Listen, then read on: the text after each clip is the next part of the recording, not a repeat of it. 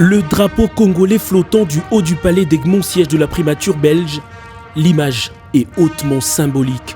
Bruxelles a déroulé ce mardi le tapis rouge pour accueillir le président de la République démocratique du Congo, Félix Antoine Tshisekedi Tshilombo. En première ligne des officiels, le Premier ministre belge Charles Michel, qui après une chaleureuse accolade, a conduit le chef de l'État congolais devant les troupes pour une parade d'honneur.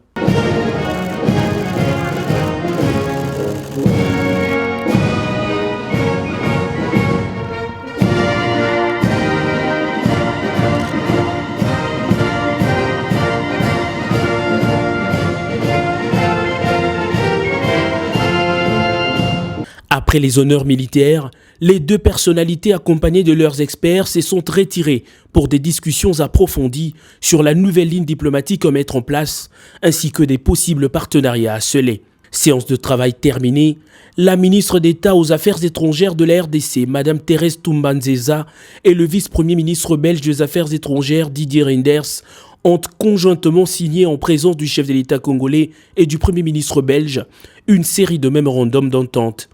Il s'agit notamment d'un document autour du domaine des affaires étrangères, d'un autre pour les ministères des Finances dans lequel une possibilité de formation des douaniers serait envisagée et d'un tout dernier sur le renforcement de la coopération diplomatique entre les deux pays. La plus grande solennité du jour s'est déroulée au Palais Royal de Bruxelles où le roi Philippe de Belgique a reçu le président de la République démocratique du Congo, Félix Antoine Tshisekedi Tshilombo, pour un échange en tête-à-tête.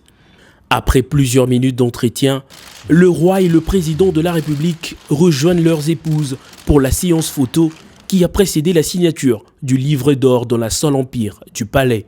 Le couple royal a ensuite convié ses hôtes à un déjeuner offert en leur honneur au salon blanc du même palais. À la sortie du palais royal, le cortège présidentiel a pris la direction du mémorial du soldat inconnu.